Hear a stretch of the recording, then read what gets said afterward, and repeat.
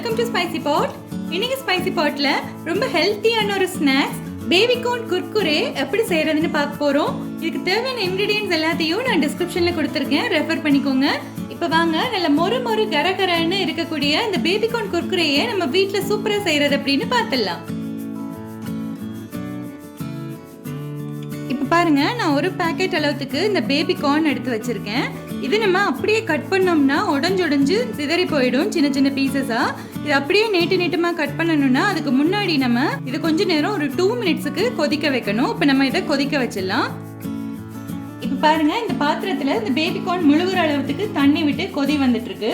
இதுல நம்ம இதை போட்டு ஒரு 2 மினிட்ஸுக்கு மூடி போட்டு வேக வச்சிடலாம். இப்ப பாருங்க, 2 நிமிஷம் ஆயிடுச்சு. இந்த பேபி கார்ன்லாம் நல்லா சாஃப்ட் ஆயிருக்கும். இப்போ இதை தண்ணியை நல்லா வடிகட்டிட்டு வெளியில எடுத்துடலாம்.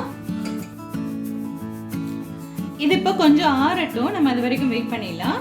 இப்போ பாருங்க, இந்த பேபி கார்ன் வந்து நல்லா சாஃப்டா இருக்கு. இப்போ நம்ம இதை கட் பண்ணோம்னா உடைஞ்சு போறாம அப்படியே ஸ்ட்ரெயிட்டா வரும். பாருங்க, அழகா வந்துருச்சு. இதை வந்து இப்படி 4ஆ கட் பண்ணிடலாம். நம்ம ஒரு பேபி கார்னை 4 துண்டா கட் பண்ணிடலாம்.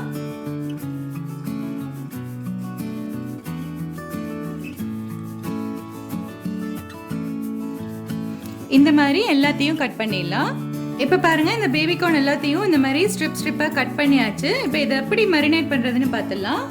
இப்போ இதில் நம்ம 2 டீஸ்பூன் அளவுக்கு மிளகாய் தூள் சேர்த்துடலாம், 2 டீஸ்பூன் அளவுக்கு மல்லித்தூள் சேர்த்துடலாம், ஒரு 1/2 டீஸ்பூன் அளவுக்கு கரம் மசாலா சேர்த்துடலாம், 1/4 டீஸ்பூன் மஞ்சள் தூள் எடுத்துக்கலாம், இஞ்சி பூண்டு பேஸ்ட் ஒரு 2 டீஸ்பூன் எடுத்துக்கலாம், 1/2 டீஸ்பூன் சீரகத்தூள் சேர்த்துடலாம், இது நல்ல வாசனையாக இருக்கும்.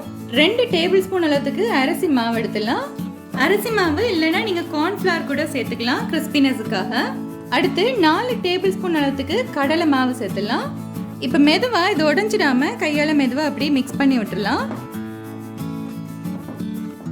இந்த ஸ்டேஜ்ல கொஞ்சமா இந்த மாதிரி தண்ணி தெளிச்சு விட்டுடலாம்.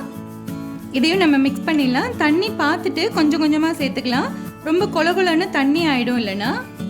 இப்போ பாருங்க, நம்ம மிக்ஸ் பண்ணி விட்டாச்சு. கொலகொலன்னு ரொம்ப தண்ணியாக இருக்காம இந்த மாதிரி ஒரு மாதிரி கிரம்பிள் கன்சிஸ்டன்சியில் இருக்கு.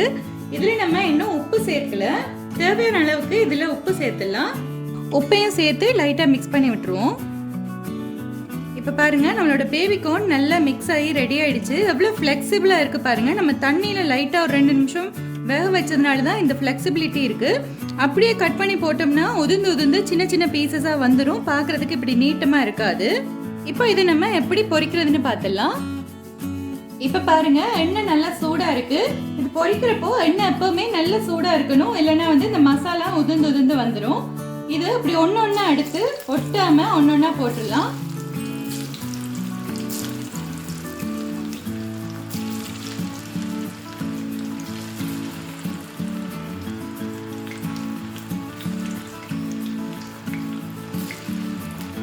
இப்போ இது கோல்டன் ப்ரௌன் கலர்ல ஆகிற வரைக்கும் நம்ம வெயிட் பண்ணலாம். கொஞ்ச நேரத்துக்கு கரண்டி போட்டு கிண்டக்கூடாது, ஒரு 1 மினிட் கழிச்சு தான் கரண்டியால கிண்டணும், இல்லைன்னா மசாலா உதிர்ந்துடும். இப்போ பாருங்க, எண்ணெய் சலசலப்பெல்லாம் கம்மியாயிடுச்சு. நல்ல கோல்டன் ப்ரௌன் கலர்ல பொரிஞ்சிருச்சு. இப்போ இதை எண்ணெயை ஃபில்டர் பண்ணிட்டு நம்ம வெளியில எடுத்துடலாம். இப்போ பாருங்க ஃப்ரெண்ட்ஸ், ரொம்ப ஹெல்த்தியான டேஸ்டியான பேபி கார்ன் குர்குரே நம்ம வீட்லயே செஞ்சாச்சு. குழந்தைங்கலேருந்து பெரியவங்க வரைக்கும் எல்லாருமே இதை விரும்பி சாப்பிடுவாங்க. இதை நீங்க ஸ்டார்டரா செஞ்சு கொடுக்கலாம், இல்லைன்னா ரைஸ்க்கு, வெஜிடபிள் பிரியாணிக்கு, புலாவுக்கு எல்லாத்துக்குமே சைட் டிஷ்ஷா கூட நீங்க இதை எடுத்துக்கலாம். ரொம்ப நல்லா இருக்கும். நீங்க ட்ரை பண்ணி பார்த்துட்டு உங்களுக்கு பிடிச்சிருந்துச்சுன்னா என்னோட சேனலை கண்டிப்பா சப்ஸ்கிரைப் பண்ணுங்க.